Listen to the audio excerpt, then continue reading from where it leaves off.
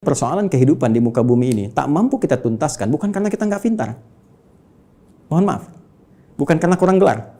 S1, S2, S3 sampai dapat gelar misalnya pengajaran tertinggi, profesor dan sebagainya. Bukan karena kurang harta. Tapi mungkin Anda kurang dekat dengan Allah. Kita kurang baca pedomannya. Kurang takwa. Semua kesimpulannya mengerucut kepada takwa. Takwa membangun kedekatan yang paripurna dengan Allah. Karena itu banyak ibadah diarahkan kepada takwa. Puasa la'allakum tattaqun. Salat dibuka dengan takwa. Hudal lil muttaqin alladzina yu'minuna bil ghaibi wa yuqimunas shalah. Haji takwa. Wa tazawwadu fa inna khairaz zadi taqwa. Wa may yattaqillaha yaj'al lahu makhraja wa yarzuqhu min haitsu la yahtasib. Itu puncak. Siapa yang mampu mendekatkan diri kepada Allah Subhanahu wa taala dengan takwanya, dengan menjalankan semua isi pedoman-pedoman yang Allah turunkan, maka Allah akan lepaskan dari semua kesulitan hidup, bahkan mengirimkan rezeki dari sisi yang tidak dia duga. Inilah pedoman kehidupan kita, inilah Al-Quran, dan inilah jalan yang tidak mungkin kita hindari, karena ini satu-satunya pedoman yang bisa mengantarkan pada kenikmatan di 3 alam. Dunia, alam kubur, sampai akhirat. Terakhir, sebagai penutup, teman-teman sekalian, saking dahsyatnya Al-Quran ini, Allah ingin membuktikan kepada kita kebenarannya. Al-Quran tidak diturunkan di Romawi yang sudah maju pada saat itu.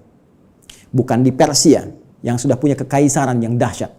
Ya, kalau sekarang diibaratkan Amerika misalnya, Soviet, atau sekarang jadi Rusia dan seterusnya, atau Cina bahkan, kan? Tidak turun di Romawi, tidak turun di Persia.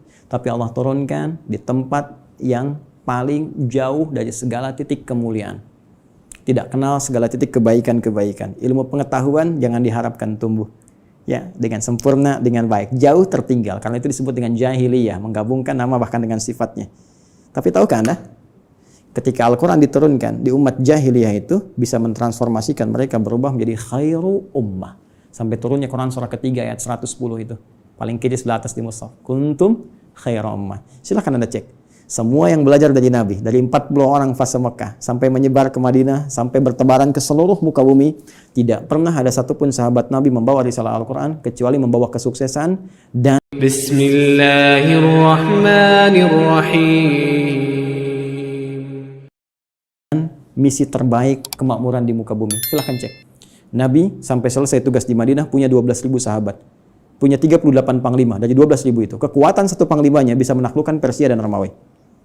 Ya, bisa mengalahkan segala jenis racun. Setiap satu sahabat ekspedisi menjadikan Islam terbawa dengan warna yang sangat indah, diterima bahkan tanpa kecamuk peperangan yang berarti. Amr bin As ekspedisi dari Afrika Utara sampai dengan ke Syam. Sekarang cek, Mesir, Libya, Tunisia, Maroko, Aljazair sampai dengan ke Syam. 4 negara sekarang. Ya, Libanon, Palestina, kemudian Yordania, kemudian Syria. Silahkan cek, Muslim yang baik.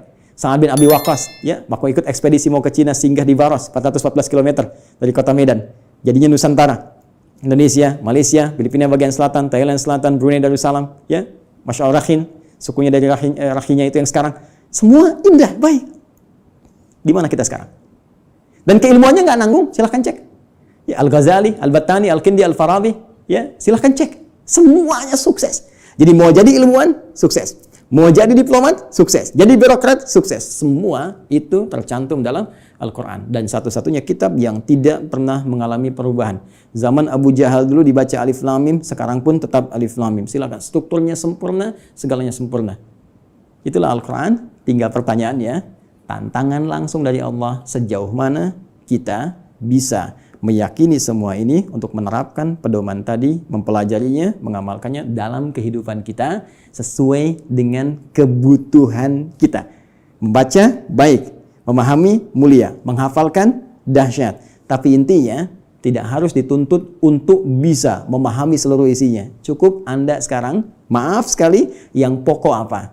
Bawa itu semua. Sekarang tugas dunianya apa? Passionnya apa? Keluarkan petunjuknya, lihat Qurannya, lihat hadisnya, dalami itu, amalkan. Setelah itu, perhatikan. Bedakan rasanya, rasakan bedanya, pasti akan terasa bedanya. Dan dahsyatnya Al-Quran bisa menjadikan tausiah yang 20 menit sampai 60 menit. Baik, saya kira itu dulu sebagai pengantar. Ya, Ustaz Syamsi Ali, maafkan saya kalau terlampau luas waktu yang saya gunakan. Mudah-mudahan ada manfaat yang didapatkan.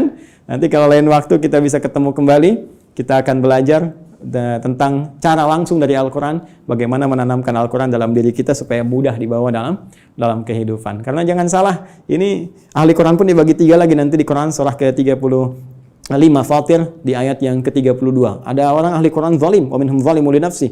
Ada yang paket hemat, bisa untuk dirinya belum bisa berbagi. Wa minhum muqtasid, ya. Dan yang terbaik, bagaimana ahli Quran menebar kebaikan di sekitarannya. Ya, wa minhum sabiqum bil khairat biidznillah. Terima kasih, semoga bermanfaat. Subhanakallahumma bihamdika asyhadu an la ilaha illa anta astaghfiruka wa atubu ilaik. Assalamualaikum warahmatullahi wabarakatuh.